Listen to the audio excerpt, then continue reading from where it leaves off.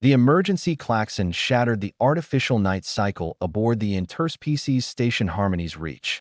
Commander Vash bolted upright in his sleeping pod, his amber eyes flaring wide as the distress code flashed. Juvenile evacuation failure. The Cubs, 23 Velkin younglings, barely past their first molt, assigned to the educational wing. All of them, missing Vash's powerful leonine frame, moved through the corridors with predatory grace, his mane bristling. The Velkins were a proud warrior species, apex predators on their homeworld, and their young were precious beyond measure. Losing even one would shatter the fragile peace between species.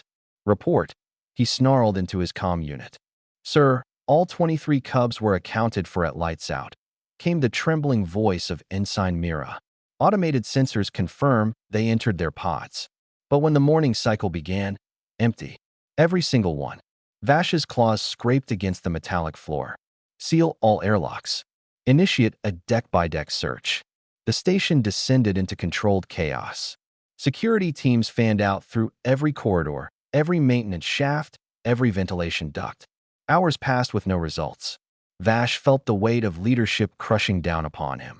Commander Vash, a human voice crackled through his comm, Lieutenant Kalen from Environmental Systems. I think I found something. Maintenance, sublevel 7, near the thermal regulators. When Vash arrived, he found Kalen standing outside a service hatch, his expression unreadable. Humans were odd creatures, fragile compared to most spacefaring species, with no natural weapons or armor. Yet they had clawed their way to the stars through sheer determination.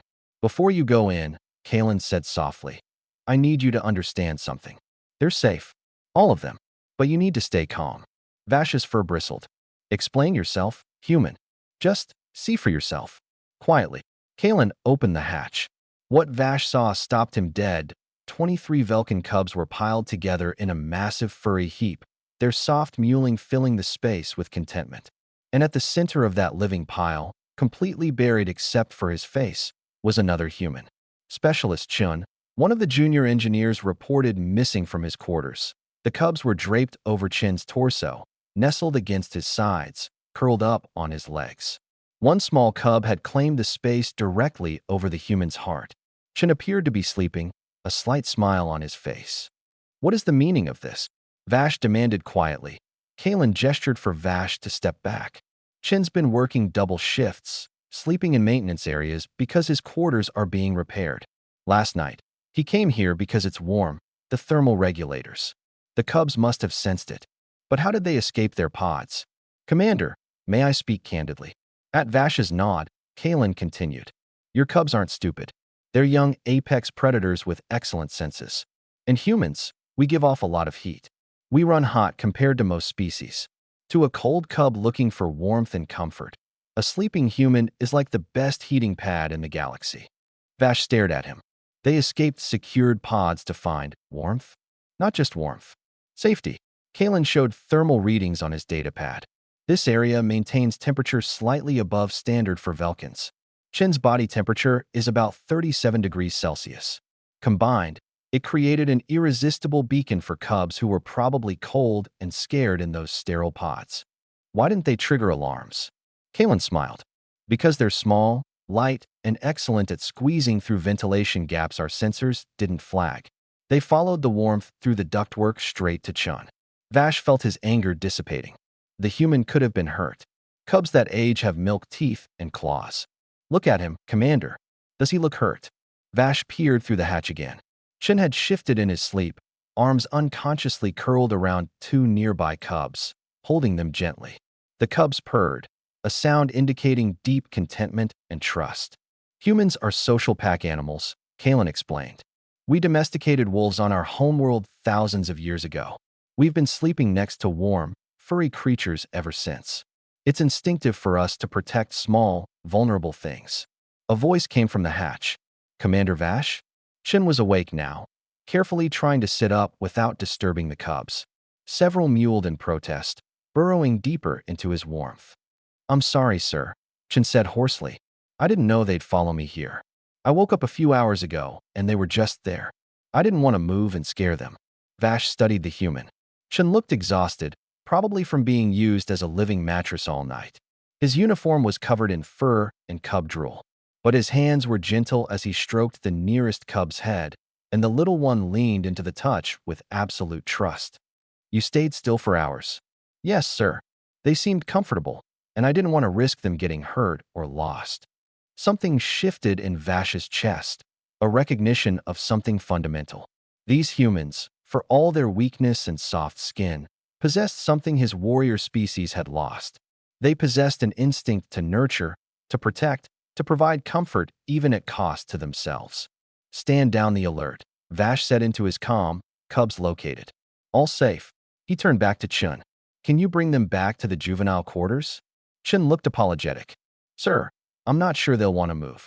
And honestly, I'm not sure I can feel my legs anymore. Despite everything, Vash felt his muzzle twitch in amusement. Then we'll bring the quarters to you. Kalen, arrange for temporary bedding to be brought here. And the cubs' pods, sir? Kalen asked. Vash looked at the pile of contentment before him. Make them warmer. Add thermal elements that simulate human body heat. And schedule human personnel for rotation in the juvenile quarters during sleep cycles. Kalen's eyebrows rose. You want humans to babysit Velkin cubs? I want the cubs to feel safe, Vash corrected. Clearly, your species provides something ours has overlooked. Warmth, comfort, the instinct to protect without question. He looked at Chun, still buried under purring cubs. Your species may be weak in body, but you're strong in ways we're only beginning to understand. Chun managed a tired smile. Does this mean I'm not in trouble, sir? File proper reports about unauthorized personnel in maintenance areas, Vash said gently. But no, you're not in trouble. In fact, I'm recommending you for commendation for demonstrating exceptional care in protecting Velkin younglings. One of the larger cubs woke up, yawning to display sharp teeth before nuzzling against Chin's shoulder with a contented chirp. The human scratched behind the cub's ears, and the little Velkin practically melted. Humans, Vash muttered, shaking his head. You collect strays across the entire galaxy. Kalen grinned. It's what we do best, Commander. As Vash left to coordinate the new arrangements, he glanced back at the scene. 23 cubs, the future warriors of the Velkin people, piled around one exhausted human who had given up his sleep and comfort to keep them safe and warm. Perhaps the galaxy had much to learn from humanity's peculiar strengths. They might not have claws or fangs, might not have armor or venom, but they had something equally powerful: the absolute refusal to let someone small and vulnerable suffer. The cubs had vanished at lights out, seeking warmth in the cold vastness of space. And they had found it in the simple, ancient comfort of another living being willing to share their warmth without question. In the end, that was the most human thing of all.